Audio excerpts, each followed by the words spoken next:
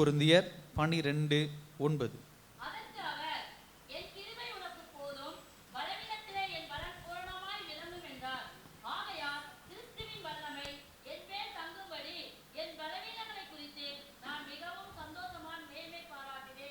ஹல்லேலூயா. கண்களை மூடி தேவன் நோக்கி பார்க்கலாம். அன்பின் பரலோக பிதாவே, நம்முடைய வார்த்தை இந்த நாள் எங்களோட இடைப்படட்டும். ஆவியானவர் நீங்க பேசுங்க, வழி நடத்துங்க. இயேசுவின் நாமத்தில் ஜெபிக்கிறோம் நல்ல பிதாவே, ஆமென். ஹல்லேலூயா. தொடர்ந்து பயத்தை குறித்து நாம் தியானித்து கொண்டு வருகிறோம். எதை குறித்தெல்லாம் இந்த உலகத்தில் பயம் இருக்கும், அதை குறிச்செல்லாம் நிறைய காரியங்களை நம்ம தியானித்தோம். இப்போ இந்த வாரம் வேறு வகையான ஒரு பயம். இது என்ன அப்படின்னு சொன்னால், ஃபஸ்ட்டே நான் சொல்லிடுறேன். நம்மளுடைய பலவீனம் அப்படின்னு சொல்லலாம், குறைகள் அப்படின்னு சொல்லலாம், வீக்னஸ் அப்படின்னு ஆங்கிலத்தில் சொல்லுவாங்க. பலவீனங்கள், குறைகள், எப்படி வேணால் நம்ம என்ன பண்ணலாம் சொல்லலாம். எல்லோருடைய வாழ்க்கையிலும் சில பலவீனங்கள் உண்டு, சில குறைகள் உண்டு. மாம்சத்தில் சில பலவீனங்கள் இருக்கலாம், சில பேருக்கு ஆவிக்குரிய வாழ்க்கையில் சில பலவீனங்கள் என்ன பண்ணலாம் இருக்கலாம், சில குறைவுகள் என்ன பண்ணலாம் இருக்கலாம். இதை குறித்து நமக்கு அதிக பயம் உண்டு. சில பேருக்கு வயசு அதிகமாகுதே அப்படின்னு ஒரு பயம் இருக்கும். சில பேர் என்னால் வேலை செய்ய முடியலையே, உடம்பு அதுக்கு ஒத்துழைக்கலையே, நான் எப்படி எதிர்காலத்தை சஸ்டெயின் பண்ண போகிறேன், எப்படி எதிர்காலத்தில் நான் வாழ போகிறேன், எப்படி என் குடும்பத்தை நடத்த போகிறேன் அப்படின்னு ஒரு பயம் என்ன பண்ணலாம் இருக்கலாம்.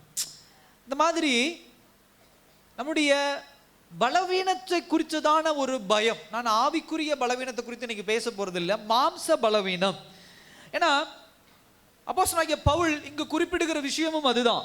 ஒரு மாம்ச பலவீனத்தை குறித்து தான் என்ன பண்றாரு, பேசுறாரு. ஆவிக்குரிய பலவீனம் ஆபத்தானது. அல்லேலூயா. ஒரு மனிதன் ஆவிக்குரிய பலவீனனாக இருக்கிறான், பாவத்துக்கு பலவீனனாக இருக்கலாம். அதை நான் சொல்றேன் பாரு, இந்த விஷயத்துல நான் கொஞ்சம் வீக்குங்க, விழுந்துருவேன், இந்த விஷயத்துல நான் ஏமாந்துருவேன், இந்த விஷயத்துல நான் விழுந்து போயிடுவேன், இப்படிலாம் சொல்றேன். அது ஆபத்தானது. நான் அதை பத்தி பேச வரல. அது அந்த பயம் வேற. நாம இப்ப பேச போற பயம் அப்படின்னா, இந்த உலகத்துல வாழும் பொழுது நம்முடைய சரீரத்தை குறித்தோ, நம்மளுடைய சொத்தை குறித்தோ, நம்மளுடைய குடும்பத்தை குறித்தோ, இல்லை நம்மை சுற்றி இருக்கக்கூடிய ஏதாவது ஒரு காரியத்தை குறித்து அது நமக்கு பலவீனமா இருக்குது, எப்படி நம்ம எதிர்காலத்தில் வாழ போறோம், எப்படி இதை எடுத்துட்டு பயணம் பண்ண போறோம் அப்படின்னு சொல்லி நம்முடைய குறைகளை குறித்து பயப்படுகிற ஒரு பயம். இந்த உலகத்தில் ரெண்டு வகையான பயம் உண்டு. ஒன்று நெசசரி, ரெண்டாவது அன்னெசசரி. அதாவது தேவையான பயம், தேவையில்லாத ஒரு பயம். இன்னைக்கு ஒரு ரோட்டில் போய் நிற்கிறோம், வண்டி வந்துட்டு இருக்கு அப்படின்னு சொன்னால், நான்லாம் பயப்பட மாட்டேங்க வண்டிக்கு. அப்படியே நான் ரோட்டில் நடந்து போவேன்னா என்ன ஆகும், ஆக்சிடென்ட் ஆகி செத்து போயிடுவோம். நம்ம ரோடு இருக்கு, ரோட்டில் நம்ம இந்த பக்கம் பார்த்து இந்த பக்கம் பார்த்து பொறுமையாக வண்டி வருதா வரலையான்னு என்ன பண்ணுறோம், நடந்து கடந்து போகுது.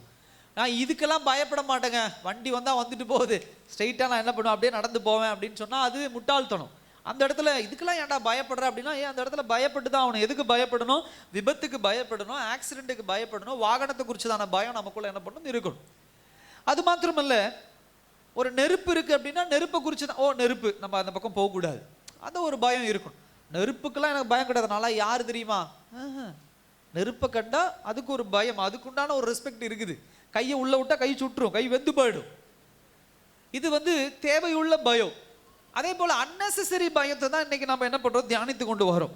அதுதான் என்னது, இந்த மாதிரி எதிர்காலத்தை குறித்து, நம்முடைய சூழ்நிலைகளை குறித்து, நம்முடைய சரீரத்தை குறித்து இப்படிப்பட்ட ஒரு பயம். இதை நம்ம என்ன பண்றோம், நம்முடைய சிந்தனையிலே ஒரு கான்ஸ்டன்டா டிராவல் பண்ண விட்டுறோம், பயணம் பண்ண விட்டுறோம். நம்முடைய பிள்ளைகளை குறித்து, நம்முடைய தேவைகளை குறித்து, திருமண காரியங்கள், மற்ற வீடு, இந்த மாதிரி எல்லா காரியங்களும் எப்ப பார்த்தாலும் சிந்தையில ஓடிக்கிட்டே இருக்கும். உட்காந்து ஒரு 3 மணி நேரம் 4 மணி நேரம் இப்படியே உட்காந்து யோசிச்சுக்கிட்டே இருப்பாங்க. இது பாஸ்டர் நான் யோசிக்கிறேன், பிள்ளைய குறித்து, எதிர்காலத்தை குறித்து நான் திட்டமிடுறேன், அப்படி இல்லை. இது பயம். ஏதோ ஒரு குறைவு இருக்கலாம், சொந்த வீடு இல்லாமல் இருக்கலாம், இன்றைக்கு உங்களுக்கு சரியான வருமானம் இல்லாமல் இருக்கலாம், இன்றைக்கு தேவையான காரியங்கள் சரியா உங்களுக்கு நிறைவேறாமல் இருக்கலாம், ஏதாவது ஒரு பிரச்சனைகள் இருக்கலாம். ஆனா குறைவுகள் இல்லாத மனுஷன் கிடையாது. ஆனா அந்த குறைவுகளை நினைத்து, அந்த பலவீனத்தை நினைத்து என் குடும்பம் என்னாகுமோ, நான் என்னாக போகிறேனோ என்று பயந்து கொண்டு நிறைய பேர் இன்னைக்கு தேவ பிள்ளைகள் என்ன பண்ணி கொண்டிருக்கிறார்கள், வாழ்ந்து கொண்டிருக்கிறார்கள். இன்றைக்கு செலிப்ரேட் பண்ண, கொண்டாடுவதற்கு பல காரியங்கள் உண்டு. ஒரு மனிதன் அவன் இருக்கக்கூடிய பணத்தை குறித்து, அவன் இருக்கக்கூடிய வெற்றியை குறித்து, அவன் இருக்கக்கூடிய திறமையை குறித்து என்ன பண்ணிக்கிறான், கொண்டாடி கொண்டிருக்கிறான். இன்னொரு புறம் பார்க்கும்போது அவனுக்கு இருக்கக்கூடிய பலவீனத்தை குறித்து என்ன பண்ணி கொண்டிருக்கிறான், பயந்து கொண்டிருக்கிறான். இதுதான் மனிதனுடைய வாழ்க்கை, ரெண்டும் கலந்த மாதிரி ஒரு வாழ்க்கை. ஆனா அப்போஸ்தலனாகிய பவுல் இங்க ஒரு டிஃப்ரெண்ட் பெர்ஸ்பெக்டிவை கொண்டு வரார், ஒரு வித்தியாசமான ஒரு நோக்கத்தை கொண்டு வரார். உலகபூர்வமான மனுஷனை விட்டுருங்க, தேவ பிள்ளைகளாகிய நீங்களும் நானும் பலவீனத்தை குறித்து கவலைப்படக்கூடாது. ஏன் அப்படின்னு சொன்னா, அதுக்கு தான் அந்த வார்த்தையை அவர் மென்ஷன் பண்றாரு, என் கிருபை உனக்கு என்னது போதும். ஹல்லேலூயா. எனக்கு பலவீனம் உண்டு, ஆனா என்னுடைய பார்வை எப்படிப்பட்டதாக இருக்கணும் அப்படின்னா, தேவ கிருபையை பார்க்கிற ஒரு பார்வையாக என்ன பண்ணும் இருக்கணும். பலவீனத்தை பார்க்க கூடாது. பலவீனத்தை குறித்து நான் என்ன பண்ணி கொண்டு இருக்கக்கூடாது, பயந்து கொண்டு என்ன பண்ணக்கூடாது, இருக்கக்கூடாது. அப்ப நான் எப்பயுமே என்ன பண்ணி கொண்டு இருக்கணும் அப்படின்னா, எதையாவது ஒன்று திங்க் பண்ணிட்டு என் குடும்பத்தில் இருக்கக்கூடிய பலவீனங்களை குறித்து, என் குடும்பத்தில் இருக்கக்கூடிய குறைகளை குறித்து, என் குடும்பத்தில் இருக்கக்கூடிய தேவைகளை குறித்து நான் எப்பொழுதும் என்ன பண்ணி கொண்டு இருக்கக்கூடாது, அதை சிந்தித்து அதை குறித்து நான் பயந்து கொண்டு இருக்கக்கூடாது. அதே சமயத்தில் எது என்கிட்ட இருந்தாலும் சரி, இல்லாமல் போனாலும் சரி, என்னுடைய கவனம் முழுவதும் எதன் மேல இருக்க வேண்டும் என்று சொன்னால், தேவ கிருபையின் மீது என்ன பண்ண வேண்டும், இருக்க வேண்டும். ஹல்லேலூயா. கர்த்தர் சில நேரத்தில் பலவீனங்களை அனுமதிக்கிறார். இந்த வசனத்திலே இதற்கு முன்னாடியே நீங்க பாத்தீங்க அப்படின்னு சொன்னா, ஒரு 2-3 தடவை நம்ம பார்க்க முடியுது. அவர் என்ன பண்றாரு, தன்னுடைய பலவீனத்தை குறித்து தான் அவர் என்ன பண்றாரு, சரீரத்தின் பலவீனத்தை குறித்து தான் அப்போஸ்தலனாகிய பவுல் இங்க பேசுறார்.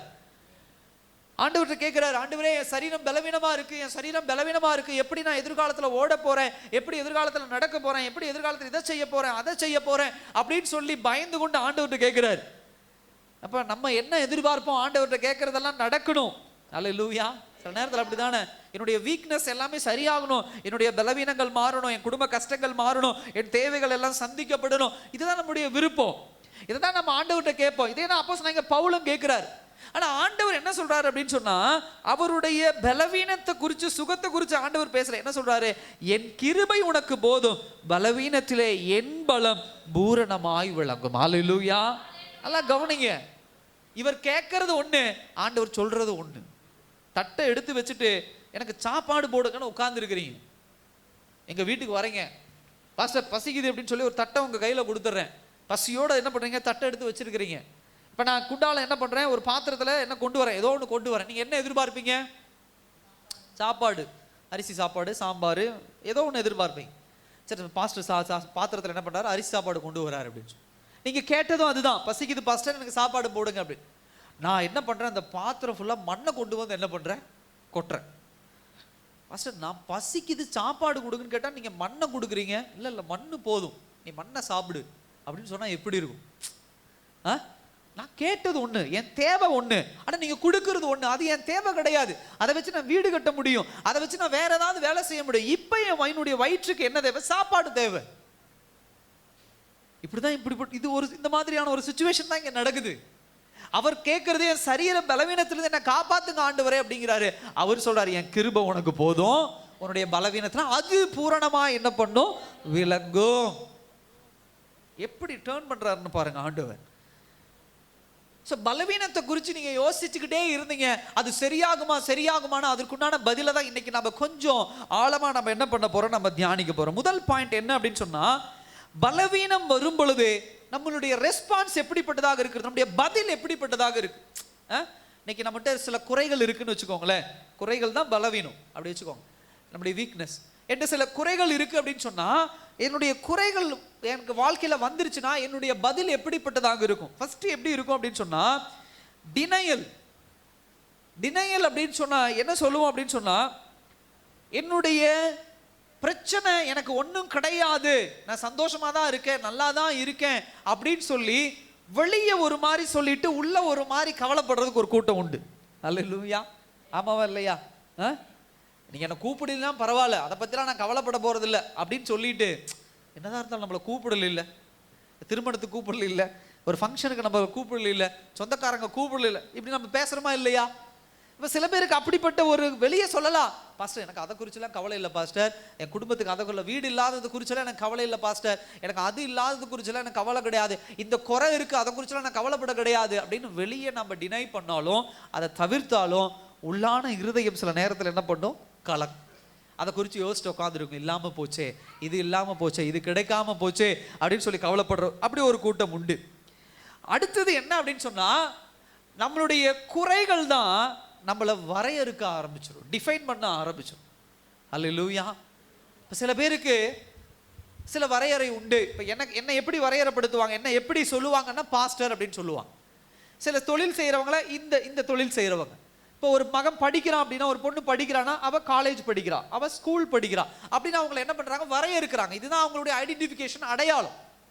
இப்போ நம்ம என்ன பண்றோம், இந்த உலகத்துல நம்மளுடைய முகத்தை வச்சுட்டு, நம்மளுடைய சுற்றி இருக்கக்கூடிய சூழ்நிலைகளை வச்சுட்டு, நம்ம கிட்ட என்ன குறை இருக்குதோ அதுதான் நம்மளை அடையாளப்படுத்துற மாதிரி நம்ம என்ன பண்ணி கொண்டிருக்கிறோம் இந்த உலகத்தில் நடந்துட்டு இருக்கு.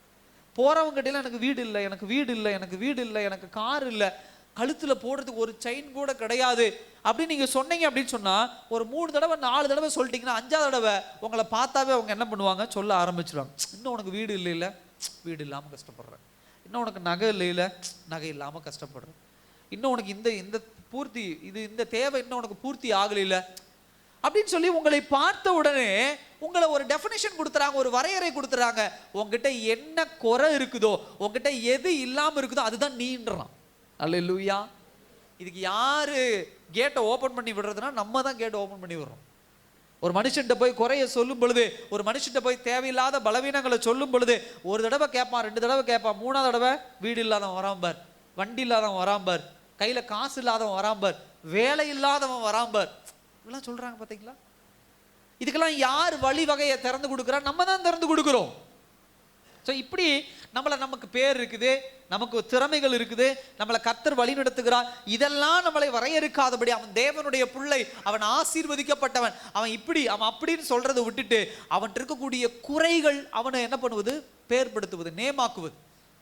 ஸோ இது ஒரு கூட்டம். 3வது ஒரு கூட்டம் என்ன அப்படின்னு சொன்னா, இந்த மாதிரி பலவீனம் உள்ளவர்கள், குறைகள் உள்ளவர்கள். 3வது ஒரு கூட்டம் எப்படின்னு சொன்னா, தேவனை சார்ந்து இருக்கிறது, தெய்வீக சார்பு. இவங்க என்ன பண்ணுவாங்க அப்படின்னு சொன்னா, என்னதான் குறைகள் இருந்தாலும், என்னதான் பலவீனங்கள் இருந்தாலும், என்னதான் போராட்டங்கள் வாழ்க்கையில் இருந்தாலும், முழுக்க முழுக்க கடவுளை சார்ந்து வாழ பழகிறவர்களாக இருப்பாங்க. அல்லேலூயா. இது ஒரு கூட்டம். ஸோ 3 கூட்டத்தை பார்த்தோம். ஒரு ரெஸ்பான்ஸ், ஒரு மனுஷன் குறைவுள்ளவன், பலவீனம் உள்ளவன்னா, முதலாவது வெளியே குறை இல்லைம்மா, நான் மனசுக்குள்ள அதை குறித்து புலம்பிட்டு இருப்பான். 2வது எல்லார் இடத்துலையும் போய் குறைய சொல்லி சொல்லி அவனுக்குண்டான அடையாளமாகவே அதை மாற்றிடுவான். 3வது என்னதான் குறைகள் இருந்தாலும், என்னதான் பலவீனங்கள் இருந்தாலும், அதை அவன் பெருசா நினைக்காம அவன் யாரை சார்ந்து இருக்கிறவனாக இருக்க ஆரம்பிச்சிருவான், தேவனை சார்ந்து கடவுளை சார்ந்து இருக்கிறவனாக மாற ஆரம்பிச்சிருவான். அல்லேலூயா. இப்ப இந்த விஷயத்துல நம்ம பார்க்கும்போது முதல்ல இருக்கக்கூடிய இந்த 2 காரியங்கள் பயத்தின் அடிப்படையிலே வர காரியங்கள். வெளியில ஒரு மாதிரி முகம், உள்ள ஒரு மாதிரி, இது ஒரு பயம். அடுத்தது என்னன்னா, அடுத்தவங்க கிட்ட போய் சொல்றது ஏன் சொல்ற அப்படின்னா, யாராவது எனக்கு என்ன பண்ணுவாங்களா, உதவி பண்ணுவாங்களா. அல்லேலூயா. அப்படிதானே? நம்ம குடும்ப தேவைகளை போய் ஒருத்தவங்க அடுத்தவங்கள்ட்ட சொல்றோம் அப்படின்னா, எப்படியாவது எனக்கு சப்போர்ட் பண்ணுவாங்களா, எனக்கு உதவி பண்ணுவாங்களா, என் தேவைகளை பூர்த்தி பண்ணுவாங்களா, அது ஒரு பயம் தானே.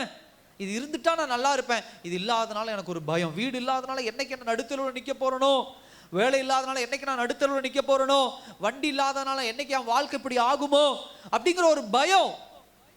ஸோ மனிதனுக்குள்ள இப்படிப்பட்ட குறைகள் இருக்கும் பொழுது, பலவீனங்கள் வரும்போது இந்த 3 ரெஸ்பான்ஸ் தான் வெளியே வருது. நல்லா கவனிங்க. நீங்க தேவனுடைய பிள்ளைகளாக இருக்கிறீங்கன்னா 3வது ரெஸ்பான்ஸ் தான் நம்மளுடைய ரெஸ்பான்ஸா இருக்கணும். அல்லேலூயா.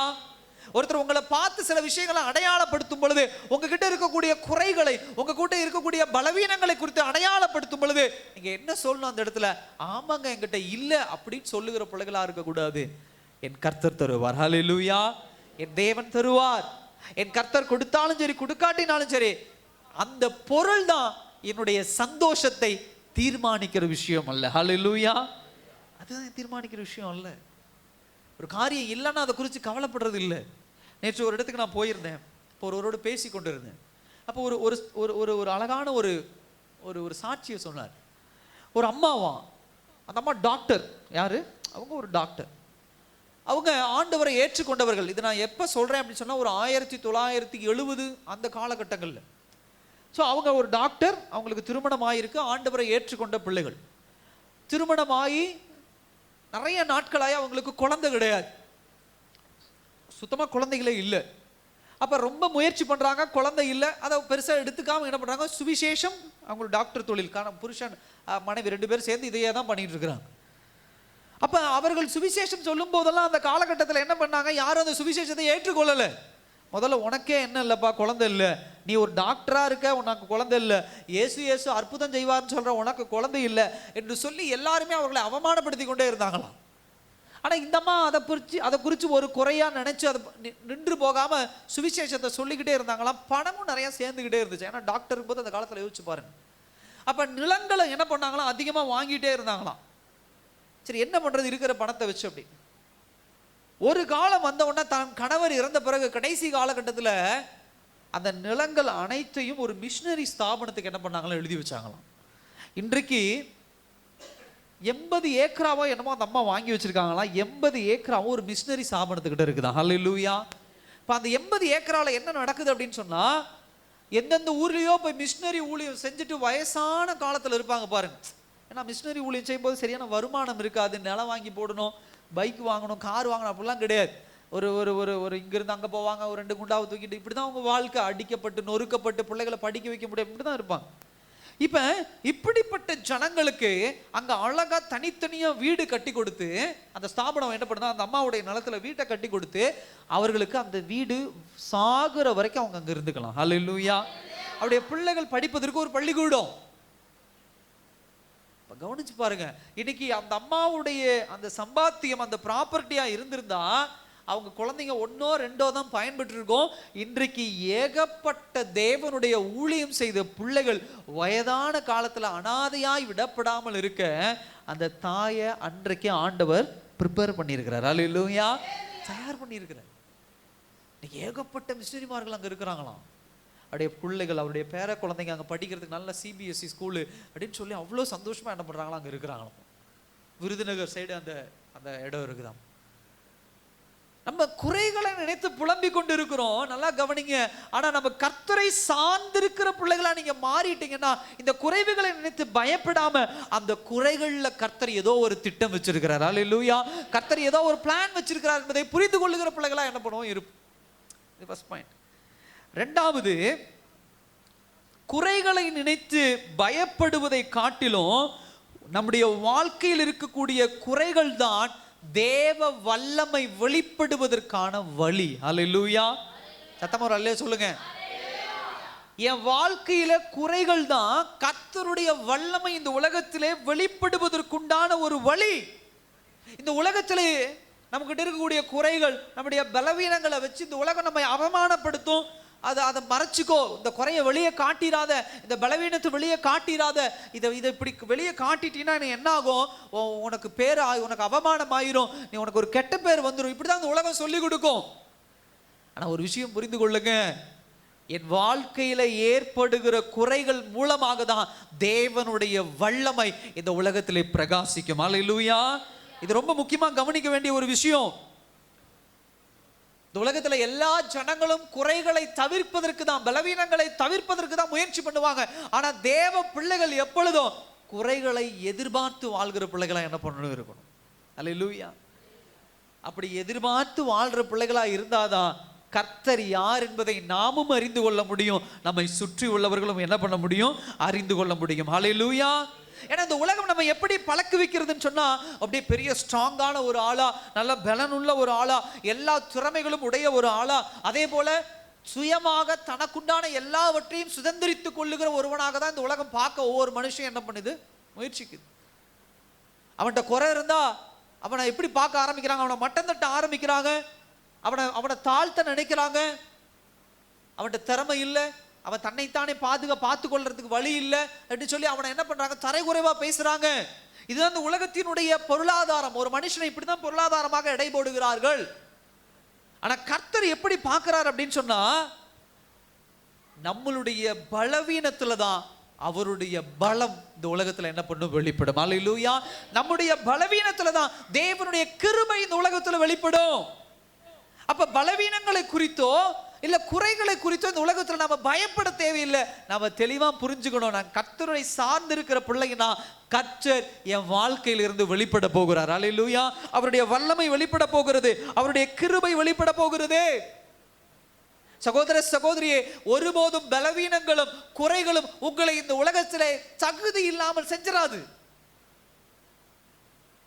குறைகளும் பலவீனங்களும் தான் உங்களை இன்னும் அதிக தகுதிப்படுத்துகிறதாக இருக்கிறது. அல்லேலூயா. அதை புரிஞ்சுக்கோங்க. தேவன் பயன்படுத்தின பரிசுத்தவான்கள் எல்லாம் வேதாகமத்தில் பார்த்தீங்கன்னா 100க்கு 100 ஸ்டேபிளா இருக்கிறவங்களை பயன்படுத்தல ஆண்டவர். திறமை உள்ளவர்களை தேவன் பயன்படுத்தல, பலன் உள்ளவர்களை தேவன் பயன்படுத்தல. யாரெல்லாம் பலவீனமும் குறைவுள்ளவர்களாக இருக்கிறாங்களோ அவங்களை கொண்டுதான் கர்த்தர் என்ன பண்ணார்? வெளிப்பட்டார். அல்லேலூயா. அவர்களை கொண்டுதான் கர்த்தருடைய கரம் என்ன பண்ணது? வெளிப்பட்டது. அப்ப குறைகளை குறித்து, பலவீனங்களை குறித்து நாம் பயப்பட தேவையில்லை. குறைகளும் பலவீனங்களும் இருக்குன்னா இன்னும் அதிகமாக தேவனை சார்ந்திருக்கிற பிள்ளைகளாக இருக்கணும். ஏன் அப்படின்னு சொன்னா, நமக்குண்டான பலனையும் நமக்குண்டான தேவைகளையும் அவர்கிட்ட அதிகம் பெற்றுக்கொள்ளுகிற பிள்ளைகளாக மாறணும். தேவனுடைய வல்லமை வெளிப்படதா இந்த பலவீனம், தேவனுடைய வல்லமை வெளிப்படதா இப்படிப்பட்ட குறைகள். எல்லாரும் தாவீதை ஒரு குறை உள்ளவனா பார்த்தாங்க. என்ன? அவன் சின்ன பையன். எல்லாரும் தாவீதை ஒரு குறை உள்ளவனாக பார்த்தாங்க. என்ன? அவனுக்கு கத்தி பிடித்து சண்டை போட தெரியாது. எல்லாரும் தாவீதை ஒரு குறை உள்ளவனாக பார்த்தாங்க, ஒரு பலவீனனா பார்த்தாங்க. ஏன் அப்படின்னா, ஒரு நல்ல உடை, அந்த ராணுவ உடை உடுத்தக்கூடிய தகுதி இல்லாதவனா அவன் இருக்கிறானே அப்படின்னு சொல்லி. ஆனா கர்த்தர் அவனை எப்படி பார்த்தார்? கோலியாத்தை வீழ்த்தக்கூடியவனாக கர்த்தர் அவனை பார்த்தார். அல்லேலூயா. உலகம் பலவீனம் உள்ளவனாக பார்த்தது. ஏன்னா அப்பதான் அந்த உலகம் புரிந்து கொள்ளும், அடிச்சு ஜெயிச்சது தாவீது இல்ல. ஏன்னா தாவீதினுடைய உருவமும் தாவீது கிட்ட இருக்கக்கூடிய திறமையும் அவனை வீழ்த்துவதற்கு உண்டான திறமையும் தகுதியும் கிடையாது. ஆனால் தாவீதின் பலன் கிடையாது, தாவீதிற்குள்ளே வாசம் பண்ணுகிற கர்த்தருடைய பலன். அல்லேலூயா. எஸ் சகோதர சகோதரி, அப்படித்தான் கர்த்தர் ஒவ்வொரு வேதாகம் பகுதி வாசி எஸ்தருடைய வாழ்க்கையை பார்க்கிறோம். எஸ்தர் குறைவுள்ளவள். என்ன குறைவுள்ளவள் சொல்லுங்க? எஸ்தர் என்ன குறைவுள்ளவள்? அது ஒரு மிகப்பெரிய குறை அல்லவா? அப்பா இல்லைங்க, நிறைய பேர் குறை சொல்றாங்கல்ல. அப்ப முதல் காரியம், எஸ்தர் எதுல குறைவுள்ளவள்? ஒரு அனாதை அவள். அது ஒரு குறை. ஆனா அந்த அனாதையாக இருந்த, குறைவுள்ளவளாக இருந்தவளை தான் கர்த்தர் எடுத்து பயன்படுத்தி அவளை என்ன பண்ணாரு? ராணியா மாத்தினார், ராஜாத்தியா மாத்தினார். கொஞ்சம் யோசிச்சு பாருங்க. அதுக்கு அவங்களுக்கு நல்ல ஒரு, எத்தனையோ அப்பா அம்மா இருக்கிற பிள்ளைகள் என்ன பண்ணிருக்கலாம்? இருந்திருக்கலாம். அவங்களுக்கு நல்ல ட்ரெஸ் வாங்கி கொடுத்துருக்கலாம், அவங்களுக்கு நல்ல விலை உயர்ந்த படிப்பு படிக்க வச்சிருக்கலாம், அவங்கள ஆபரணங்கள் வாங்கி கொடுத்துருக்கலாம். இப்போ இதெல்லாம் அவங்களுக்கு ஒரு பலன் தானே. ஒரு ராஜாவுக்கு முன்னாடி போய் நிற்கும் போது நல்லா சாப்பிட்டு நல்லா புஷ்டியா இருந்திருக்கலாம். இதெல்லாம் அவங்களுக்கு ஒரு ஆடட் அட்வான்டேஜ் தானே. தாய் தகப்பனும் இருந்தால் குழந்தைகள் எப்படி இருக்கும்? நல்லா ஆரோக்கியமாக தானே இருக்கும், நல்லா படிச்சிருக்கும், நல்லா தேவைகள் பூர்த்தி பண்ணும். ஆனால் இவளுக்கு அனாதையாக இருக்கிறா. இவளே வேலை செய்யணும், இவளே சாப்பாடு செய்யணும், இவளே பண்ணும், வாங்குறதுக்கு ட்ரெஸ் வாங்குறதுக்கு காசு இருக்காது, விலை உயர்ந்த ஆபரணங்கள் வாங்க காசு இருக்காது. அது ஒரு மிகப்பெரிய குறை அவளுக்கு. ஆனால் கர்த்தர் அவளை தான் பயன்படுத்தினார். அல்லேலூயா. அவளை தான் பயன்படுத்தினார். நிறைய பேரை சொல்லிட்டு போகலாம். மோசே போய் பார்வோனுக்கு முன்னாடி ஒரு ராஜாவுக்கு முன்னாடி நின்று பேசணும். ஆனால் மோசேக்கு இருந்த குறைவு என்ன? திக்கு வாய். இன்னொன்று பயந்த சுவாபம் உள்ள. அங்க எத்தனையோ பேர் இருக்கலாம். நம்ம கோராகின் கூட்டத்தாரெல்லாம் பார்க்கிறோம். கோராகெல்லாம் நல்ல சத்தமா பேசக்கூடிய ஒரு ஆளு, சண்டை போடக்கூடிய ஆளு. ஏன் ஆண்டவர் அவனை தேர்ந்தெடுக்கல? ஏன்னா மோசே தன்னுடைய குறையை உணர்ந்ததுனாலதான். குறையை உணர உணர அவன் அதிகமாக கர்த்தரை சார்ந்திருக்கிறவனாக மாறினான். அல்லேலூயா. அவன் உணர்ந்து கொண்டான் தன்னுடைய திறமை அல்லைங்க. தாவீது ஏன் ஆண்டவருக்கு இருதயத்துக்கு ஏற்றவனாக இருந்தானா? தாவீது தன்னுடைய குறைகளை உணர்ந்து தன்னுடைய பலவீனத்தை அவன் ஏற்றுக்கொண்டான். அதனாலதான் கர்த்தருடைய வல்லமை அவன் மூலமாக இந்த உலகத்தில் என்ன பண்ணது? வெளிப்பட்டது. சகோதர சகோதரிய, குறைகள் என்பதை ஏன் கர்த்தர் உங்களுடைய வாழ்க்கையிலும் என்னுடைய வாழ்க்கையிலும் கொண்டு வரார் அப்படின்னு சொன்னா, நீங்களும் நானும் தேவனுக்கென்று சாட்சியாக பிரகாசிக்கிற பாத்திரமாக மாறணும். அல்லேலூயா. அப்படிப்பட்ட ஒரு வெசலை தான் கர்த்தர் இன்றைக்கு என்ன பண்ணி கொண்டிருக்கிறார்? தேடிக்கொண்டிருக்கிறார். முதல்ல அவமானம் வரும் பொழுதுதான், கர்த்தர் பயன்படுத்தும் பொழுதுதான், கர்த்தருடைய கரம் வெளிப்படும் போது, அவருடைய வல்லமை வெளிப்படும் பொழுதுதான் அதனுடைய மேன்மையை என்ன பண்ண முடியும்? உணர முடியும். அல்லேலூயா. தொடர்ந்து பிரியாணி சாப்பிட்டுக்கிட்டே இருந்தோம்னா என்ன ஆயிடும்? சலிச்சு போயிடும். பட் மூஞ்சில் அடிச்ச மாதிரி இதெல்லாம் எவனா சாப்பிடுவானா அப்படின்றோம். ஆனா 10 நாள் வெறும் சாப்பாடு, ரசம் சாப்பாடு, தயிர் சாப்பாடே சாப்பிட்டுக்கிட்டு இருந்தா, ஒன்றும் சாப்பிடாம நாக்கு செத்து போய் கிடந்தா பிரியாணி வந்தா எப்படி இருக்கும்? எவ்வளோ மகிழ்ச்சியா இருக்கும். அப்ப பாருங்க, அந்த பிரியாணியினுடைய வேல்யூ எங்க தூக்கலாம் இருக்கு அப்படின்னு சொன்னா, அதுக்கு முன்னாடி இருக்கக்கூடிய எபிசோட்ஸ், அதுக்கு முன்னாடி எப்படிப்பட்ட சாப்பாடு சாப்பிட்டோமோ அதை வைத்து தான் இந்த சாப்பாடு எப்படி இது நல்ல சாப்பாடா, இது நல்ல டேஸ்டான சாப்பாடா, விலை உயர்ந்த சாப்பாடா நமக்கு என்பது தீர்மானிக்குது. அதே போலதான் கர்த்தருடைய வல்லமை வெளிப்படும் பொழுது, கர்த்தருடைய கரம் வெளிப்படும் போது நம்ம நல்லா உணரணும், நம்மளை சுற்றி உள்ளவர்கள் எல்லாம் உணரணும் அப்படின்னு சொன்னா அதற்கு முன்னாடி சில அவமானங்களையும் சில பலவீனங்களையும் சில குறைகளையும் நம்ம என்ன பண்ணணும், கடந்து போகணும். ஹல்லேலூயா. அதை குறித்து நம்ம பயப்பட தேவை கிடையாது. அதை குறித்து நம்ம அவமானப்பட்டு ஐயோ கூனி குறுகி என்ன பண்ணக்கூடாது, உட்காரக்கூடாது. என்னுடைய பலவீனம் தான் தேவனுடைய மகிமை, என்னுடைய குறைவு தான் தேவனுடைய கனம். ஹல்லேலூயா. சொல்றது உங்களுக்கு புரியுதா? என்னுடைய பலவீனம் தான் தேவனுடைய மகிமை அப்படின்னா நம்ம அப்படிதான் விட்டு கொடுக்கணும். என்னுடைய குறைவு தான் தேவனுடைய மகிமை. நல்லா கவனிச்சு பாருங்க. ரொம்ப பிடிச்ச ஒரு ஆளு சகேயு. அங்க எத்தனையோ பேர் ஹைட்டா ஆளுங்களா நிக்கிறாங்க. ஆனா அங்க எல்லோரையும் ஒப்பிட்டு பார்க்கும் பொழுது சகேயு எப்படிப்பட்டவன்? அது அவனுக்கு என்னது? அது அவனுக்கு ஒரு குறைவு, அது அவனுக்கு ஒரு பலவீனம், அது அவனுக்கு ஒரு அவமானம். எல்லாரும் குள்ள சகையுன்னு என்ன பண்ணுவாங்க, பாட்டே நீங்க அப்படிதான் பாரு, குள்ள சகையுன்னு பாட்டு பாரு. அது அவனுக்கு ஒரு குறைவு, அது அவனுக்கு ஒரு பலவீனம், அது ஒரு அவமானம். ஆனா இயேசு கிறிஸ்து வந்து அந்த ஊர்ல யார் வீட்டுக்கு போனாரு? ஹல்லேலூயா. ஏன்னா எல்லாரும் எப்படி பேசுறாங்க, சகேயு வீட்டுக்கு ஆண்டவர் போனாரா, அந்த குள்ள சகையு வீட்டுக்கு ஆண்டவர் போனாரா, அந்த பாவி வீட்டுக்கு ஆண்டவர் போனாரா? ஆண்டவர் சொன்னார், இந்த வீட்டுக்கு என்ன வந்தது? ரட்சிப்பு வந்தது, சமாதானம் வந்தது அப்படின்னு. ஹைட்டா இருக்கிறவனுக்கெல்லாம் அந்த கணம் கிடைக்கல, ஹைட்டா இருக்கிறவங்க அந்த மகிமை கிடைக்கல. தேவனுடைய கால் தடம் சகேயு வீட்டுல பட்டுச்சு. ஏன்னா சகேயு குறை உள்ளவன், சகேயு பலவீனம் உள்ளவன், சகேயு அவமானப்படுத்தப்பட்டவன். கர்த்தருடைய வல்லம் அங்கதான் வெளிப்படுது. கர்த்தர் யார் என்பது என்ன பண்ணுது, வெளிப்படுது. சகோதர சகோதரி, இதை குறித்து நம்ம பயப்பட தேவை கிடையாது. நம்முடைய குறைவுகள் மத்தியில, நம்முடைய பலவீனங்கள் மத்தியில ஏன் ஆண்டவர் நம்மளை கடந்து போக செய்கிறார், ஏன் நம்மளை கூட்டிட்டு போறார் அப்படின்னு சொன்னா தேவனுடைய அற்புதங்களையும் அதிசயமான அந்த செய்கைகளை ரெகக்னைஸ் பண்ணிக்கிட்டே வரணும், புரிந்து கொண்டே வரணும். ஹல்லேலூயா. கர்த்தர் நடத்துதலை புரிந்து கொண்டே வரணும். ரொம்ப வருஷமா ஒரு காரியத்தை கர்த்தர் நமக்கு கொடுக்கல, அது நமக்கு ஒரு அவமானம், அது நமக்கு ஒரு குறைவு அப்படின்னா புரிந்து கொள்ளுங்க, கர்த்தர் ஏதோ பின்னாடி செஞ்சிட்டு இருக்கிறார் பெருசா. ஹல்லேலூயா. பெரிய காரியம் ஏதோ செய்து கொண்டிருக்கிறார். அது என் கைக்கு வரும் பொழுது அதனால மிகப்பெரிய கனம் எனக்கோ என்னுடைய குடும்பத்துக்கோ என்னை சுற்றி உள்ளவர்களோ கிடையாது. யாருக்கு உண்டாகும்? தேவனுக்கு உண்டாகும். ஹல்லேலூயா. நம்ம குடும்பத்தில் இருக்கிறவனோ இல்லை நம்ம சுற்றி இருக்கிறவங்களோ யாராவது உதவி பண்ணிட்டா அந்த கணத்தை அவனுக்கு கொடுத்துரும். ஐயா உங்களால தான் வீடு வாங்கினேன், ஐயா நீங்களால தான், நீங்க சம்பாரிச்சதுனால தான் இதை பண்ணேன், நீங்க கொடுத்ததுனால தான் பண்ணேன், நீங்க கொடுத்ததுனால தான். அவனும் தன்னை பெருமையா சொல்லிக்குவான், நான் கொடுத்ததுனால தான் அவன் வளர்ந்தான், நான் வேலை வாங்கி கொடுத்ததுனால தான் அவன் உயர்ந்தான் அப்படின்னு சொல்றது உண்டு. கர்த்தர் அதுக்கு ஒருபோதும் அனுமதிக்க மாட்டார்.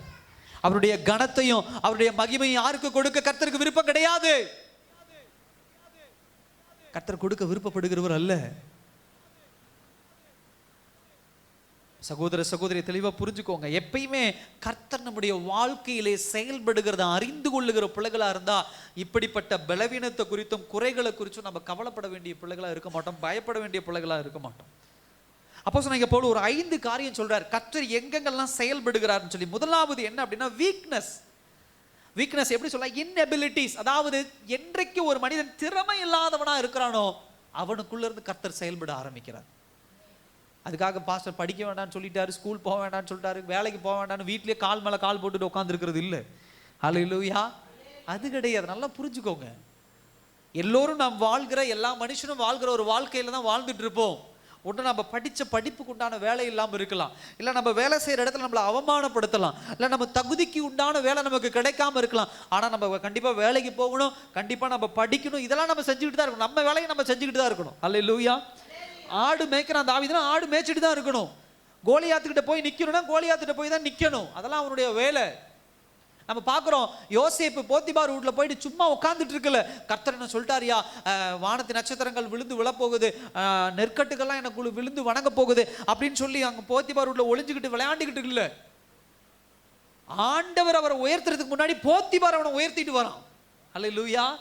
யோசேப்புடைய வேலையை பார்த்து ஐயோ நல்ல வேலைக்காரனா இருக்கானடா அப்படின்னு கூலி அடிமட்ட வேலையில இருந்து அவனை தூக்கி மேனேஜர், அதுக்கு மேல நல்ல வீட்டில் ஒரு பொசிஷன் அப்படின்னு அவனை உயர்த்திக்கிட்டே வரான். கர்த்தர் இன்னும் உயர்த்தல அவனை. கவனிங்க. அப்ப இன்எபிலிட்டிஸ் அப்படின்னு சொன்னா ஒருவேளை நம்ம திறமை இல்லாதவர்களாக இருக்கலாம். அதனால திறமை இல்லைன்னு மூலையில உட்கார்ந்து அழுதுகிட்டு இருக்கிறது இல்ல, நம்ம அவமானப்படுத்தப்படுவோம், நம்மளை காயப்படுத்தப்படுவோம், நம்மளை தூக்கி எறிவாங்க, இதெல்லாம் நடக்கும். ஆனால் அதை குறித்து கவலைப்படாமல் நம்ம செய்கிற வேலையை தொடர்ந்து என்ன பண்ணிக்கிட்டே இருக்கணும், செய்து கொண்டே இருக்கணும். அதில் கர்த்தர் என்ன பண்ணுவார், கனப்படுவார். அடுத்த ஒரு காரியம் என்ன அப்படின்னு சொன்னால் இன்சல்ட். இன்சல்ட் அப்படின்னு சொன்னால் நம்மளை குறை பேசி, நம்மளை அவமானப்படுத்தி, நம்மளை குத்தி காட்டுற ஒரு கூட்டம். அப்படி குத்தி காட்டினாலும் நம்ம அந்த இடத்துக்கு போகாமல் வீட்டுக்குள்ளேயே முடங்கி கிடக்க வேண்டிய அவசியம் கிடையாது. அவங்க குத்தி காட்ட காட்ட தான் அவங்க புரிஞ்சுக்குவாங்க நம்மக்கிட்ட எவ்வளோ குறைகள் இருக்குன்னு. ஹல்லேலூயா.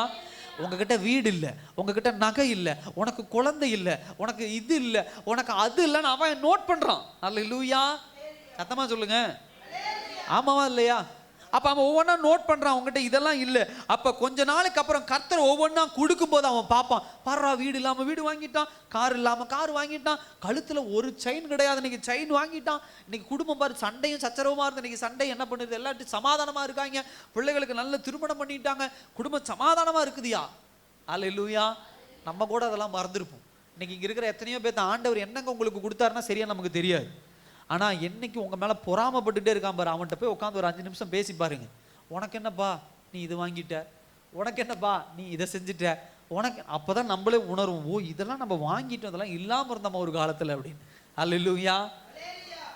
அதனால் அது மனதில் வைத்துக் கொள்ளுங்க. அடுத்தது கர்த்தர் எங்கெங்கெல்லாம் வெளிப்படுகிறார் என்று சொன்னால் அவருடைய கனமும் மகிமை எப்படி வெளிப்படுது, கர்த்தருடைய செயல்பாடு எங்கன்னா ஹார்ட்ஷிப், அதாவது கடினமான நேரங்கள், அர்ஜென்ட் தேவை, உடனடி தேவை, இந்த மாதிரியான காரியங்கள், சீரியஸான விஷயங்கள், இப்படிப்பட்ட கடினமான நேரங்களை தேவன் கொண்டு வந்து தான் அவர் செயல்பட ஆரம்பிக்கிறார். அல்லேலூயா. கோலியாத் அப்படிங்கிற ஒருத்தன் வந்து நிக்கலன்னா அங்க யாருக்கு வேல்யூ கிடையாது.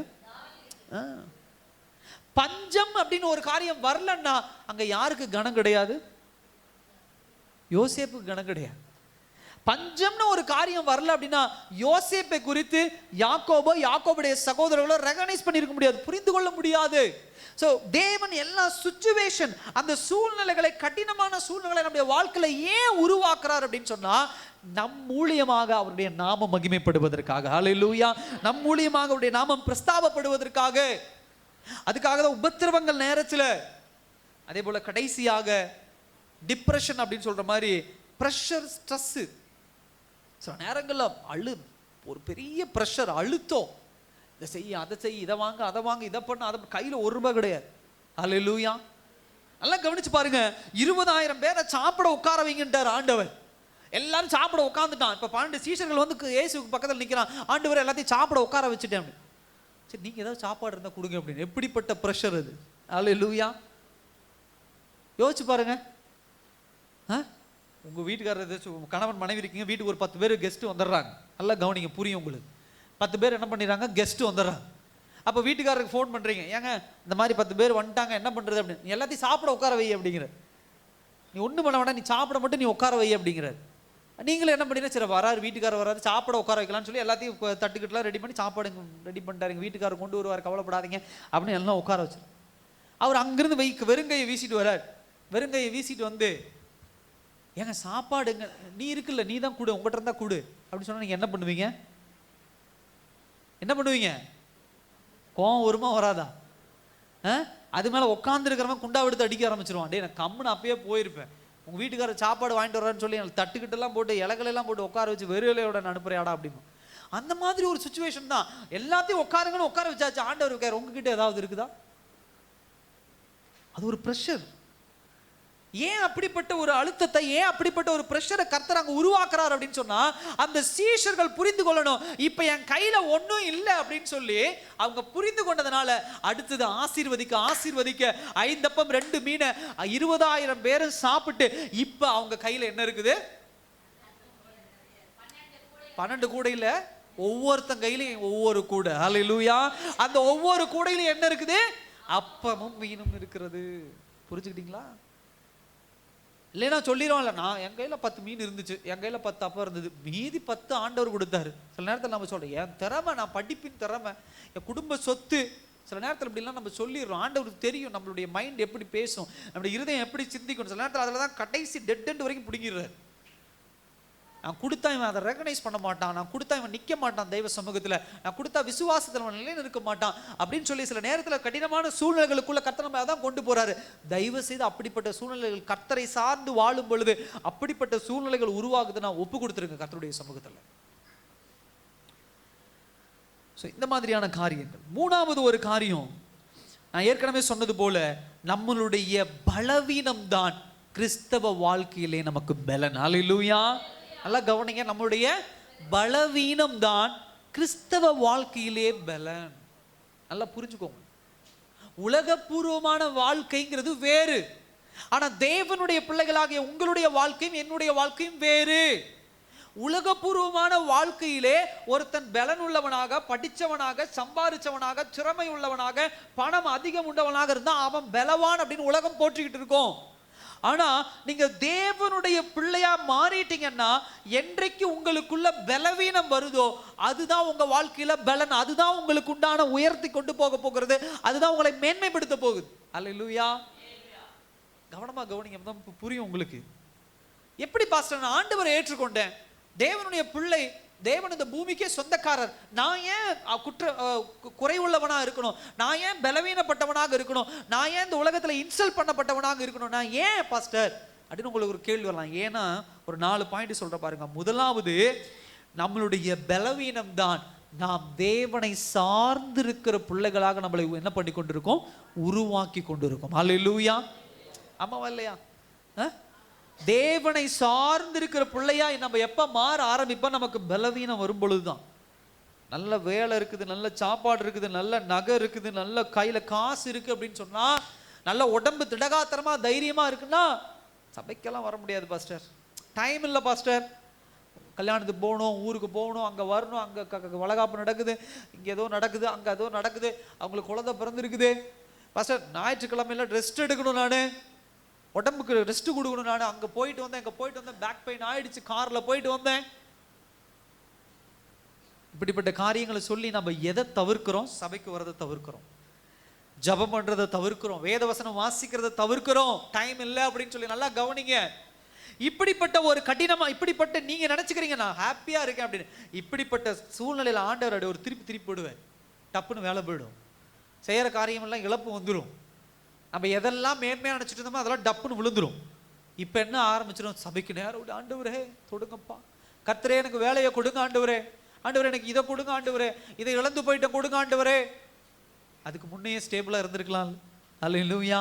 நல்லா கவனிங்க, ஆசீர்வாதம் வரும்போது தயவு செய்து தேவனை விட்டு விலகிறாதீங்க.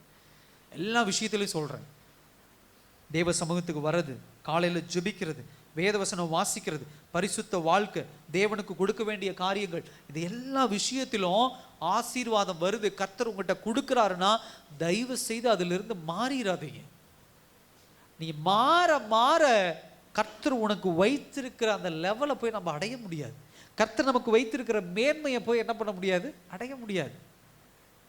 தெளிவாக அதில் என்ன பண்ணிருக்கணும். ஸோ நமக்கு கர்த்தர் ஏன் பலவீனங்களை அனுமதிக்கிறார், குறைவுகளை அனுமதிக்கிறாருன்னா கர்த்தருக்கு தெரியும் நம் தேவனை சார்ந்திருக்கிற பிள்ளைகளாக என்ன பண்ணும் இருக்கணும். ஃபர்ஸ்ட் விஷயம். ரெண்டாவது, ஏன் நம்முடைய வாழ்க்கையிலே பலவீனங்களையும் குறைகளையும் கர்த்தர் அனுமதிக்கிறாருன்னு சொன்னா, அவர் செயல்படுவதற்குண்டான இடத்தை உருவாக்கி கொண்டு இருக்கிறார். அல்லேலூயா. சொல்லுங்க, என்ன? அவர் செயல்படுவதற்குண்டான இடத்தை உருவாக்கிட்டு இருக்கிறார். அவர் நம்முடைய வாழ்க்கையில வந்து செயல்பட வேண்டும்னா அவருக்குன்னு ஒரு இடம் வேணும், அவருக்குன்னு ஒரு சிச்சுவேஷன் வேணும், அவருக்குன்னு ஒரு சூழ்நிலை வேணும்.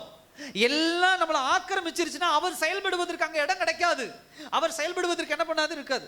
உதாரணத்துக்கு நல்ல சொந்த பந்தங்கள் வந்து உயிரை கொடுக்குற மாதிரி சொந்த பந்தங்கள், சப்போர்ட் பண்ற மாதிரி சொந்த பந்தங்கள், அப்படி நல்லா அப்படியே நம்மளை அப்படியே அரவணைச்சு தாங்கிட்டு போறதா இருந்தால் நம்ம ஆண்டவரை மறந்துடும். அல்லேலூயா. ஆமாவா இல்லையா? சத்தமா சொல்லுங்க. வாரங்கட்டா 3 மூட்டை அரிசியை பாக்கெட்டில் போட்டுது, தோலில் போட்டு வந்து நல்லா இருக்கிறீங்களா, இந்தாங்க 3 மூட்டை அரிசி, இந்தாங்க 5 கிலோ காய்கறி, இந்தாங்க கையில் 2000 வச்சுக்கோங்க, உங்களுக்காக தான் நான் வாங்க, நம்மள சந்தோஷமா இருப்போம். இப்படி இருந்தால் நம்ம யாரை மறந்துடுவோம்? ஆமா, மறந்துடுவோம். அவங்களுக்கு துதிபாடி, அவங்கள கனப்படுத்தி, அவங்கள மகிமைப்படுத்தி அவங்க பின்னாடியே போயிடுவோம். அவ்வளோலாம் தேவையில்லை பாஸ்டர். என்னது? அவ்வளோலாம் தேவையில்லை, 1000 ரூபா கொடுத்தா போதும், ஏசி யாருன்னு நான் கேட்டுருவேன். அந்த கேட்டகரியை நம்ம இருக்கக்கூடாது. சின்ன சின்ன விஷயங்கள் அப்படி நம்மளை மடமாற்றி விட்டு ஆண்டவர் விட்டு விலக செஞ்சிடக்கூடாது. அப்போ நல்லா கவனிங்க. அப்போ இப்படிப்பட்ட ஒரு சூழ்நிலை இருந்தால் நம்ம ஆண்டவருக்கு கனம் கொடுக்க முடியும். மாமா என்னை நேசிக்கிறார், என் தாய் தகப்பன் என்னை நேசிக்கிறார்கள், என் கணவன் என்னை நேசிக்கிறார், என் மனைவி என்னை நேசிக்கிறார், என் ஜாதிக்காரர்கள் என்னை நேசிக்கிறார்கள், என்னுடைய உறவினர்கள் எல்லாம் என்னை நேசிக்கிறார்கள், இவர்கள் நேசத்துக்கு ஈடு இணை உண்டா? அப்படி மெழுகு போல உருகிரும். ஆண்டவர் மறந்து. இதே சொந்தக்காரன் நம்மளை பலி எடுக்கும் போது, சொந்தக்காரன் நம்மளுக்கு சூனியம் வைக்கும் போது, சொந்தக்காரன் நம்மளை தூக்கி எறியும் போது, சொந்தக்காரன் நம்ம அவமானப்படுத்தும் பொழுது, சொந்தக்காரன் நம்மளை குறை பேசும்போது நம்ம நீங்கள் நானும் எங்க ஓடுவோம்? அல்லேலூயா. அப்ப ஆண்டவர் செயல்படுவதற்கு உண்டான இடம் வேணும் இல்ல.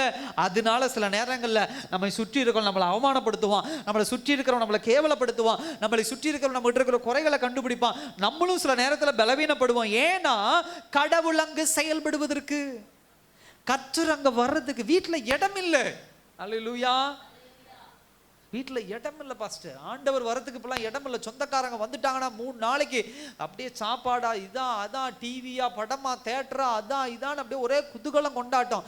ஆண்டவர் வாசல் நின்று பார்க்குறாரு, என் புள்ளப்பா 3 வருஷத்துக்கு முன்னாடி ஒரு நோயில் வந்தா, ரச்சித்து இவ்வளோ நாள் என் கூட நல்லா பாசமாக இருந்தா, இவ்வளோ நாள் என் மேலே அன்பு வச்சிருந்தா, இன்னைக்கு யாரோ ஒரு 4 குடும்பம் வந்துருச்சு வீட்டுக்குள்ள, அண்டாண்டாவா போகுது, என்னை கண்டுக்கவே மாட்டேங்கிறாங்கன்னு ஆண்டவர் வெளியே நின்று பார்த்துக்கிட்டே இருப்பார். அல்லேலூயா. பாப்பாரு, சரி வருவான் வருவான் வருவான் வருவான்னு நீங்கள் 2 ரவுண்டு 3 ரவுண்டு போய்கிட்டே இருந்தீங்கன்னா சரி இதுக்கு மேலே என்ன ஆகாது, வேலை ஆகாதுன்னு சொல்லி ஒரு சண்டை கிளம்பிடும். இவனை பிடிச்சி அவன் அடிச்சு, அவனை பிடிச்சி இவன் அடிச்சு, இவன் குத்தி அவன் குத்தி, இவன் போட்டு எல்லாம் கண்ணை நோண்டி எல்லாம் அடித்து கடைசியில் பார்த்தா எல்லாம் கிளம்பிடுவான். அப்புறம் நெஞ்சா அடிச்சுட்டு, ஐயோ என் சொந்தக்காரன் இப்படி பண்ணிட்டானே, என் மாமக்காரன் இப்படி பண்ணிட்டாங்களே, என் சித்தப்பக்காரங்க இப்படி பண்ணிட்டாங்களே, என் குடும்பத்துக்காரங்க இப்படி பண்ணிட்டாங்களே, ஏசப்பா அப்படின்னு என்ன பண்ணிடுவோம், ஓட ஆரம்பிச்சிடும். ஸோ அதுக்காக 2வது. 3வது விஷயம், எதுக்காக கர்த்தர் இந்த பலவீனங்களையும் இந்த குறைகளை நம்முடைய வாழ்க்கையில் அனுமதிக்கிறார் அப்படின்னு சொன்னா நல்லா கவனிங்க. உங்களை சுற்றி உள்ளவர்கள் ஸ்ட்ரகிள் ஆகும்போது, உங்களை சுற்றி உள்ளவர்கள் பலவீனப்படும் பொழுது, உங்களை சுற்றி உள்ளவர்கள் குறைவுகளுக்குள்ளாக போகும்போது நீங்களும் நானும் அவங்கள என்கரேஜ் பண்ணணும், அவங்கள பலப்படுத்தணும், அவங்களுக்கு உதவி பண்ணணும்னா நம்ம அப்படிப்பட்ட ஒரு சூழ்நிலை என்ன பண்ணியிருக்கணும்? சத்தமாக சொல்லுங்க, என்ன பண்ணணும்? கடந்து வந்திருக்கணும். அல்லேலூயா. ஆமாவா இல்லையா? இன்னைக்கு ஒருத்தரை பார்க்குறீங்க, உதாரணத்துக்கு நான் சொல்கிறேன், ஐயா எனக்கு வீடு இல்லை, ரொம்ப நாளாக நான் கடன் பிரச்சனையில் இருக்கேன், நான் ரொம்ப நாளாக பலவீனப்பட்டிருக்கேன், நான் கடன் பிரச்சனையில் இருக்கிறேன், சொந்த வீடு இல்லைங்க ஐயா. இப்படி ஒருத்தர் உட்காந்து உங்ககிட்ட புலம்பும் போது நீங்கள் என்ன சொல்லுவீங்க? என்ன சொல்லுவோம்? நம்ம கடன் பிரச்சனைன்னு வச்சுக்கோங்களேன், கடன் பிரச்சனை ரொம்ப புலம்பிட்டு இருக்கும்போது நம்ம என்ன சொல்லுவோம்? ஐயா கவலைப்படாதீங்க, 10 வருஷத்துக்கு முன்னாடி நானும் ஒரு 3 லட்ச ரூபா கடனில் கிடந்தேன், வட்டி கொடுக்க முடியாமல் நான் திணறிக்கிட்டு இருந்தேன், ஆண்டவருடைய சமூகத்தில் ஒப்பு கொடுத்தேன், எனக்கு தெரியலைங்க ஐயா எப்படி அந்த கடனை கட்டணும்னு தெரியல, நான் என்ன பண்ணிட்டேன்? கடனை கட்டிட்டாங்க ஐயா. உடனே அவங்க கேட்பாங்க, எப்படிங்க ஐயா கடனை கட்டிங்க? ஐயா தொடர்ந்து 3 நாள் உபவாசம் இருந்தாங்க ஐயா. ஒருத்தர் வந்து சொல்றாங்க, அம்மா இந்த மாதிரி மிகப்பெரிய உடம்புல பிரச்சனைமா, ஐசியூவில் அட்மிட் பண்ணியிருக்கிறாங்க, எங்க அம்மாவை எங்க அப்பாவை அட்மிட் பண்ணியிருக்கிறாங்கம்மா, என்ன பண்ணுமே தெரியல அப்படின்னு சொல்லுவாங்க. நீங்க என்ன சொல்லுங்க? கவலைப்படாதீங்கம்மா, கவலைப்படாதீங்க, என் பையனுக்கு இப்படிதான் ஒரு நாள் இருந்தது, என் பிள்ளைக்கு இப்படிதான் ஒரு நாள் கடந்தாங்க, உயிர் பிழைக்க மாட்டாளா நான் நினைச்சிட்டு கிடந்தேன், ஆனா ஏசப்பாட்ட ஜெபிச்சேன், கர்த்தர் ஒன்றும் இல்லாம நல்ல சுகத்தை கொடுத்து கொண்டு வந்தார். அல்லேலூயா. சொல்றமா இல்லையா? நீங்க சொன்ன உடனே அவங்க என்ன பண்றாங்க? ஓ இந்த இயேசு அப்படி செய்யறாரா, கர்த்தர் உங்க வாழ்க்கையில உங்க பிள்ளைக்கு அப்படி செஞ்சாரா, உங்க மகனுக்கு அப்படி செஞ்சாரா, உங்க வீட்டுக்காரருக்கு அப்படி செஞ்சாரா, எனக்காக ஜெபம் பண்ணுங்க, ஆண்டவர் என் வாழ்க்கையிலும் செய்யட்டும். அல்லேலூயா. அப்ப நீங்க அந்த இடத்துல நின்று ஒரு சாட்சியை சொல்லணும் அப்படின்னு சொன்னா உங்க வாழ்க்கையில அந்த அற்புதம் என்ன பண்ணிருக்கணும்? நடந்திருக்கணும். உங்க வாழ்க்கையில அற்புதம் நடக்கணும்னா அங்க என்ன இருந்திருக்கணும்? குறைவுகள் இருந்திருக்கணும், பலவீனங்கள் இருந்திருக்கணும். இதுக்காக கர்த்தர் 4வது விஷயம், ஏன் நமக்கு பலவீனங்களும் குறைகளும் நமக்கு ஏன் பலம் அப்படின்னு சொன்னா, 4வது ஒரு காரியம், நம்முடைய இருதயத்துல ஒருபோதும் பெருமை வராம தடுக்கிறதே இதுதான். அல்லேலூயா. சத்தமா சொல்லுங்க பார்க்கலாம். பெருமை வராம தடுக்கணும்னா அப்பப்ப சில அடிகள் விழுந்தாதான் நம்ம அமைதியா இருப்போம். இல்லைன்னா நம்ம எல்லாம், நான் என்ன சேர்த்து சொல்றேன், நம்ம எல்லாரும், இந்த கேட்கிற எல்லாரையும் தான் சொல்றேன், எல்லாரும் தான் அந்த அந்த சொல்லுவாங்க, அடிச்சே வச்சிருக்கணும் அப்படிம்பாங்க பாருங்க சில பேர். கொஞ்சம் விட்டா உங்களுக்கு என்ன ஆயிடும்? கொஞ்சம் விட்டா துளிர் அதிகமாகிடும் உங்களுக்கு, கொஞ்சம் விட்டா உங்களுக்கு அப்படி பெருமை அதிகமாக, அடிச்சே வச்சிருங்க, அவங்களுக்கு கீழேயே வச்சிருங்க அப்படின்னு சொல்றோம் பார்த்தீங்களா, ஒரு கேட்டகரி. நம்ம அதே கேட்டகரி தான், அதே கேட்டகரி தான். கொஞ்சம் நமக்கு அப்படியே தூக்கலா இருந்துச்சு அப்படின்னு சொன்னா அது பெருமை, அப்படியே நடக்கிறதாகட்டும், அப்படியே பேசுறதாகட்டும், அப்படி நிற்கிறதாகட்டும், சாப்பிட்றதாகட்டும். முன்னெல்லாம் பழைய சாப்பாடை கூட சாப்பிடுவாங்க, ரசத்தை கூட சாப்பிடுவாங்க, யார் வீட்டில் வேணா. இப்போல்லாம் எப்படி டீசென்ட், நான் அந்த ரைஸ்லாம் சாப்பிட்றதில்ல, நான் அந்த சாம்பார்லாம் சாப்பிட்றதில்ல, அந்த ரசம்லாம் நான் இவங்க வீட்லாம் நான் போய் சாப்பிட்றதில்ல. என்னது? இவங்க அன்னைக்கு அவங்க வீட்டில் கஷ்டமா இருக்கும்போது, சோத்துக்கே வழி இல்லாத போது அவங்க சாம்பார் கொடுக்கும்போது, சட்னி கொடுக்கும்போது வாங்கி சாப்பிட்டாங்க. இன்னைக்கு கொஞ்சம் அப்படி ஆசீர்வாதம் வந்து அவங்க அவங்க என்ன, அவங்க எந்த ஊர், அவங்க எந்த எந்த கூட்டம், அவங்க எந்த ஆளுங்க, அவங்க என்ன சம்பாதிக்கிறாங்க, என்ன வேலை, அவங்க கிட்ட எதுக்கு போய் வாங்கணும்? அந்த அம்மா உடம்புல எதுக்கு, அந்த மூஞ்சில ஒரு மாதிரி கொப்பளம் இருக்கு, ஒரு புண்ணு இருக்கு, அந்த ஐயாவுக்கு இந்த பிரச்சனை இருக்கு, இதெல்லாம் ஆராய்வாங்களாம். ஏன் அவங்க வீட்டுக்கு நீங்க வரல? இல்லைங்க, அவங்க வீடு சுத்தமா இருக்காது. அவங்க ஏன் ஒரு மணிக்கணக்கா போய் அந்த அம்மாட்ட உட்காந்து அன்னைக்கு 100 ரூபா காசு இல்லாத போய் உட்காந்து வாங்கணும். அப்ப அந்த வீடு அசிங்கமா தெரியலையா? அப்ப அந்த அம்மா அசிங்கமா தெரியலையா? அப்ப அந்த ஐயா அசிங்கமா தெரியலையா? அந்த பிள்ளைகள் அசிங்கமா தெரியலையா? பெருமை எப்படி வருது பாருங்க. பெருமை வர்றதுக்கு ரொம்ப பெரிய காரியம் நடக்கணும்னு தயவு செய்து யோசிக்காதீங்க. 50 ஏக்கர் நிலம் வாங்கினாதான் பெருமை வரும் அப்பெல்லாம் நினைக்காதீங்க. 500 ரூபா பாக்கெட்ல இருந்தா பிசாசு பெருமையை கொண்டு வந்துருவோம். அல்லேலூயா. சோ தேவன் பலவீனத்தையும் குறைகளையும் ஏன் சில நேரத்தில் நம்முடைய வாழ்க்கையில அனுமதிக்கிறார் அப்படின்னு சொன்னா, பெருமை குறை. சில பேர்லாம் நான்லாம் உடம்பு, என் உடம்பெல்லாம் கல்லு மாறிங்கய்யா. என்னது? என் உடம்பெல்லாம் சில பேர் கேவலப்படுத்துறது உண்டு. மனைவிமார்களை கணவன்மார்களோ, கணவன்மார்களை மனைவிமார்களோ, இல்லை யாரோ சுற்றி இருக்கவங்களாம் சொல்றது, என் உடம்பெல்லாம் நல்லா ஸ்ட்ராங்கு, என் கண்ணெல்லாம் அவ்வளோ பெரிய ஸ்ட்ராங்கு, என் காலெல்லாம் அவ்வளோ பெரிய ஸ்ட்ராங்கு, நாங்களாம் அப்படி தூணு, என்ன திருமலை நாயக்கர் மகாலுடைய தூண் மாதிரி நாங்கள், என் கால் ரெண்டும் அப்படியே ஸ்டேபிளாக நிற்கும். எத்தனை வருஷம் ஆனாலும் அப்படி. ஐயா சீக்கிரம் படுத்துருவார் கால் வலி வந்து. ஏன் பேசின பேச்சு எப்படி?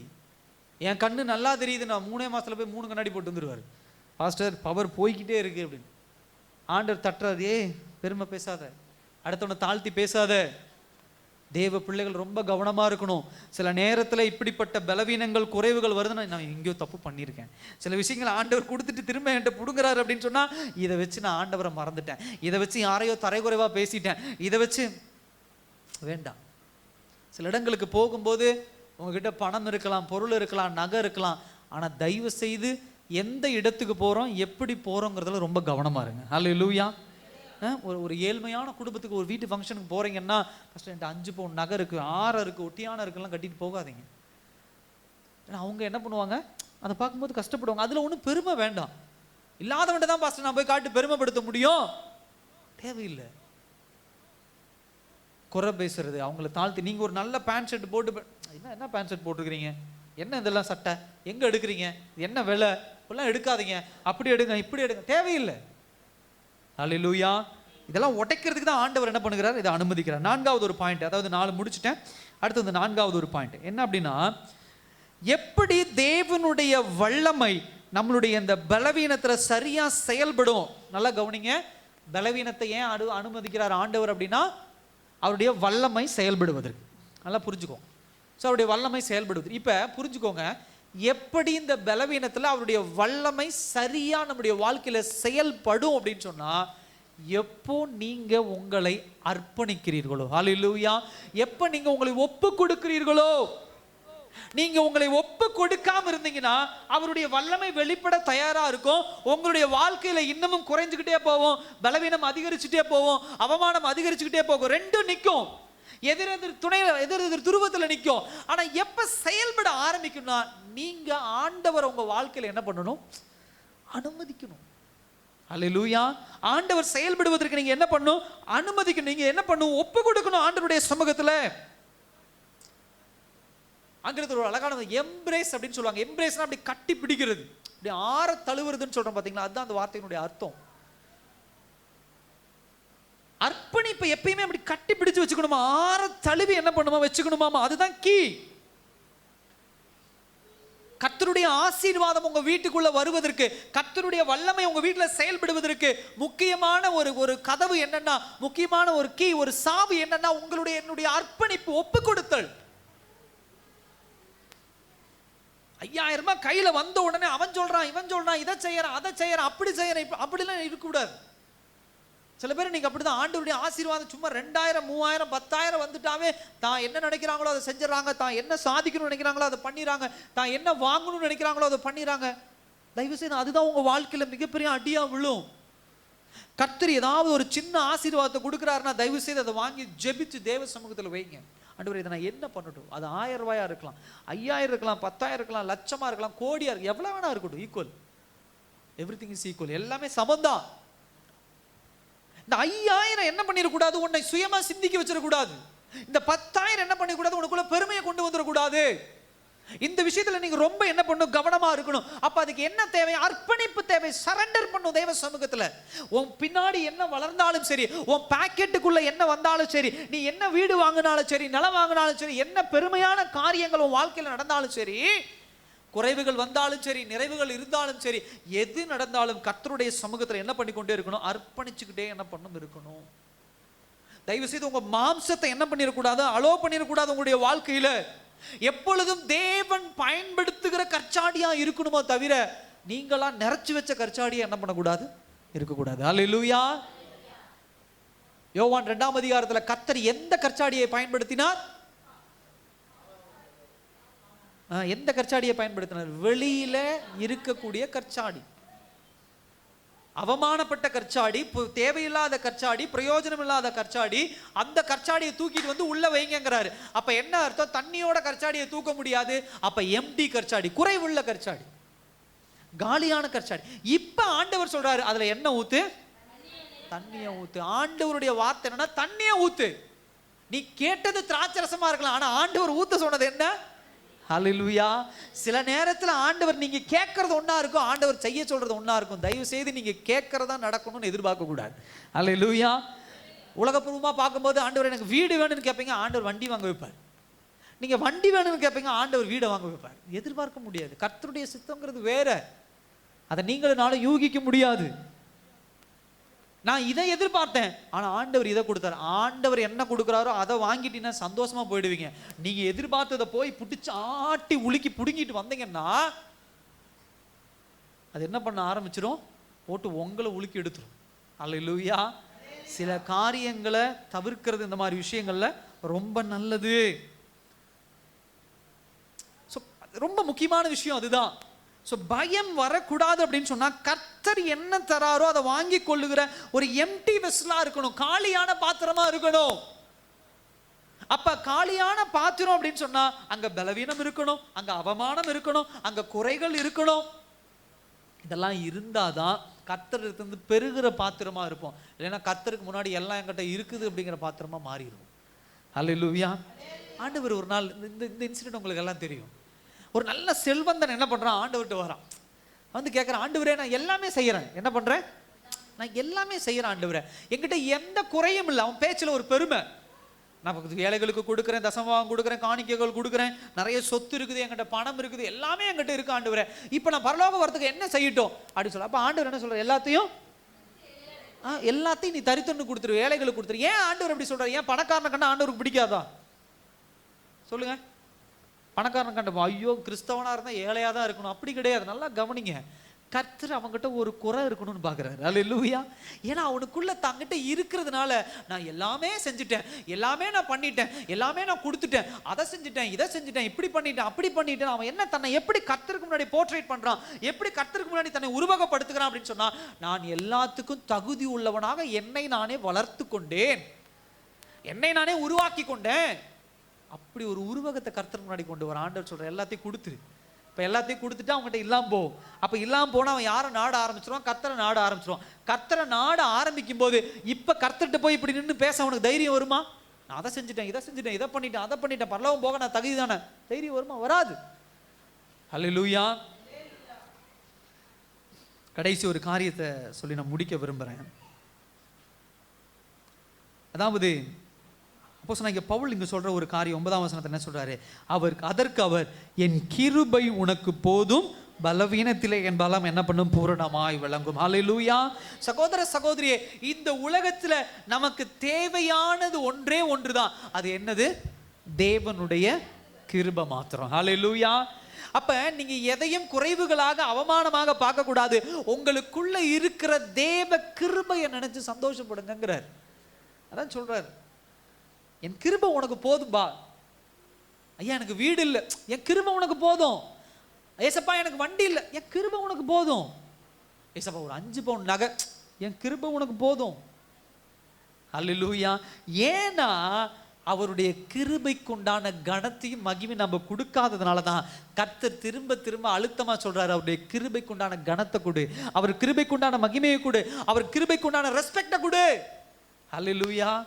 இன்னைக்கு எல்லாம் மைக்கை பிடிச்சி பேசுறவன் எல்லாம் கிருபைக்கு உண்டான கனத்தை கொடுக்கறது இல்லை, அந்த கிருபையால கிடைக்கக்கூடிய பொருள்களுக்கு தான் என்ன பண்றான்? ரெஸ்பெக்டிங் கனத்தையும் கொடுத்துட்டு இருக்கிறான். ஹல்லேலூயா. வீடு வாங்குவ, காரு வாங்குவ, பைக் வாங்குவ, நகை வாங்குவ, அதை வாங்குவ, நீ ஏன் இப்படி இருக்க, நீ ஏன் அப்படி இருக்க, போய் கடனை வாங்கு, உடனே வாங்கு, இதை தூக்கி அங்கே போடு, அதை இங்கே தூக்கி போடு.